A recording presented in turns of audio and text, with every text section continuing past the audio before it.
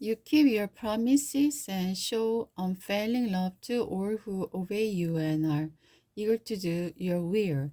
You have kept your promise to your servant David, my father. You made that promise with your own mouth, and today you have fulfilled it with your own hands.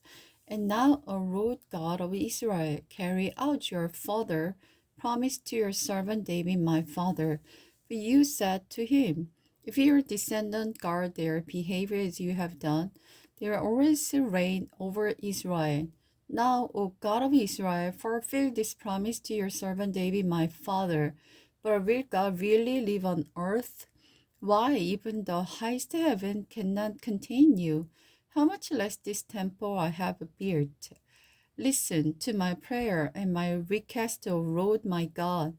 Hear the cry and the prayer that your servant is making to you today. May you watch over this temple both day and night, to this place where you have said you would put your name. May you always hear the prayers I made toward this place.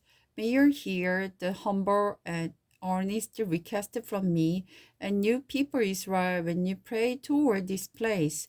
You hear us from heaven where we live, and when you hear, forgive. If someone wrong another person, and is required to take an oath of innocence in front of the altar at this temple, then hear from heaven and judge between your servant, the accuser, and the accused. Punish the guilty part and requite the one who is innocent. Is your people Israel are defeated by their enemy because you have sinned against you, and they have turned to you and called on your name, pray to you here in this temple, then hear from heaven and forgive their sins and return them to this land you gave them, acute ancestors. Ancestors.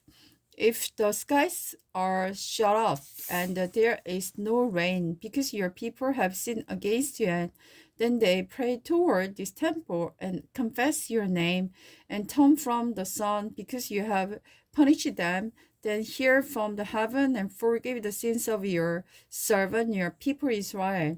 Teach them to do what is right and send rain on your land that you have given to people as their special possession. If there is a famine in the land, or plague, or crop disease, or attack of locusts, or the caterpillars, or if your people's enemies are in the land, besiege their towns, whatever the trouble is, and your people offer a prayer concerning their trouble or sorrow, raising their hand toward this temple, then hear from heaven, will you live and forgive. Give your people whatever they deserve, for you alone know the human heart, then they will fear you and walk in your way as long as they live in the land you gave to our ancestors. And when foreigners hear of you and come from distant land to worship your great name, for they will hear of you and of your mighty miracle and your power, and you pray toward this temple, then hear from heaven where you live and grant what they ask of you. And all the people of earth will come to know and fear you just as your own people, Israel, do. They too will know that this temple I will build bear your name. If your people go out in your commands to fight their enemy and they pray to you toward this city you have chosen and toward this temple and I have built for your name, then hear their prayer from heaven and uphold their cause. If they sin against you who has never sinned, you may become angry with them and let them enemy conquer them and take them captive to foreign land, far or near. But in the land of exile, they may turn to you again in repentance and prayer. They have sinned, done evil, and act wickedly. Then they turn to you with their whole heart and soul and pray toward the land you gave to their Ancestor toward this city you have chosen, and toward this temple I have built to honor your name.